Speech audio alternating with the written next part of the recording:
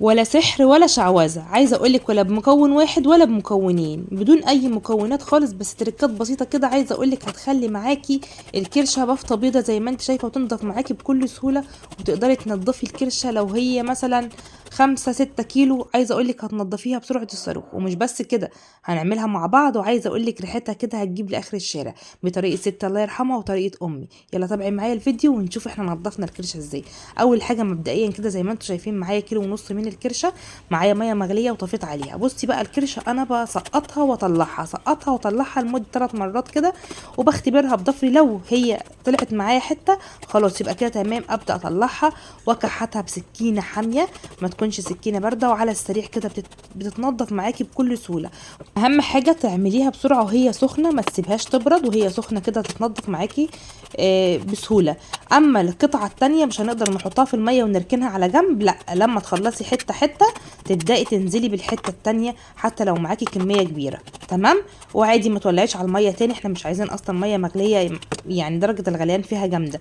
هنا طبعا نزلتها تاني عشان الجزء اللي انا كنت ماسكه بيه حبيت انضفها، في جزئيه كده انا كنت ماسكاها وانا بسقطها، فما كنت ما كانتش نطفت، فرجعتها تاني الميه. هنا بقى الجزء الكبيره، الحته الكبيره زي ما انتم شايفين برضو خلاص انا خلصت كده الحته الاولانيه. التانية نفس النظام كده مرتين تلاتة كده، وبختبرها بضفري، لو هي تمام خلاص بقوم مطلعاها برضو. والحته اللي امسكها ما اسيبهاش غير لما انضفها، الحته اللي تمسكيها ما تسيبهاش غير لما تنضفيها. طبعا زي ما انتم شايفين مش كل قطعة الكرشة بتبقى نفس الشكل، طبعا في اللي هي الشلاتيت، وفي اللي هي الغربال، وفي كل قطعة سبحان الله، مع انها هي حتة واحدة، بس كل قطعة في الكرشة بتبقى ليها شكل. خلاص في حته تبقى باينه اللي هي زي الاولانيه اللي انا عملتها دي بافطه بيضه، التانية مهما تنضفي فيها هي خلاص كده هي نطفت بس مديني شكل البني دوت، مفيش اي مشكله. التركية اللي انا هعملها دلوقتي دي ما ينفعش نعملها من قبل ما ننضفها، ما ينفعش نعملها غير لما ننضف الكرشه كويس جدا ونشطفها، ونرجع نشيل الغلاف اللي ورا دوت. اوعي تشيل الغلاف دوت والكرشه معاكي مش نظيفه، لازم الاول الكرشه ننضفها ونديها شطفه، وبعدين نبدا نشيل الغلاف دوت.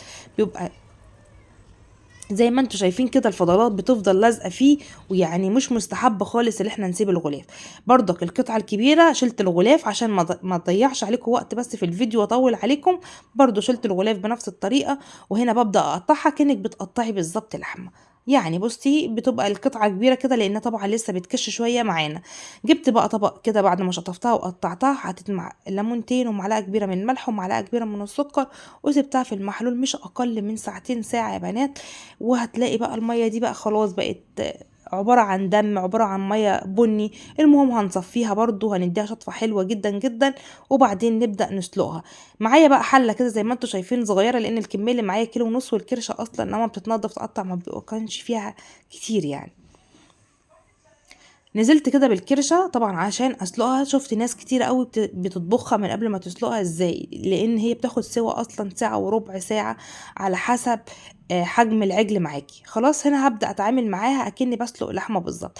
هنا انا حابه اوريكم الحبان، فضيتهم البرطمان جايباه من هبه ذكر.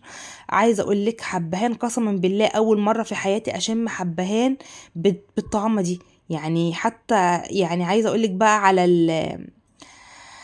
على الشاي اللي هو الكرك، يا لهوي يا لهوي يا بنات، يا لهوي حاجه كده فظيع. اطحني شويه وحطيهم على القهوه، يا لهوي مش عايزه اقول لكم على الجمال وعلى الريحه.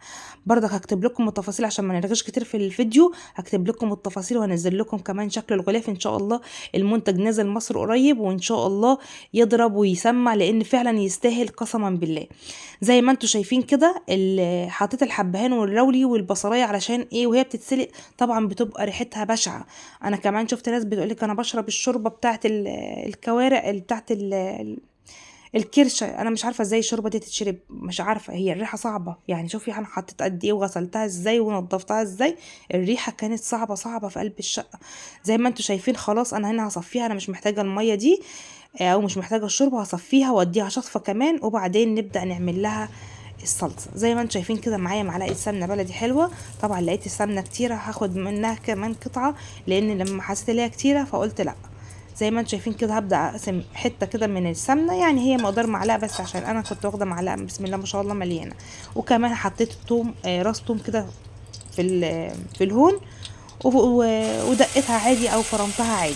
خلاص في ناس بتعملها ببصل، وفي ناس بتعملها بتوم، وفي ناس بتعملها بالاتنين. انا عايزه اقولك طلعت لقيت امي الله يرحمها بتعملها كده توم بس، ولا بتضيف لها بصل ولا اي حاجه.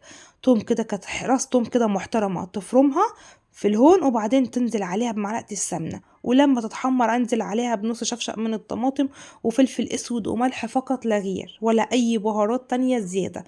هسيبهم يتسبكوا كده مع بعض وياخدوا ويدوا كده، ولما يتسبكوا هبدأ انزل بالكرشة بتاعتي. خلاص الموضوع سهل وبسيط. عايزه اقول لكم يا رب كده يكون الفيديو عجبكم، ويا رب كده يعني اقل التفاصيل دي تكونوا استفدتوا منها. زي ما انتوا شايفين كده الصلصه بقى سبكت. هنا بقى خلاص انسي اي ريحه بشعه كنت وانت بتسلقيها. هنا خلاص زي ما انتوا شايفين صفيتها واديتها كمان شطفه حلوه جدا جدا عشان اتخلص من اي ريحه. هنا بوريكم لازم تكون مستويه، اخدت معايا ساعه ساعه وربع.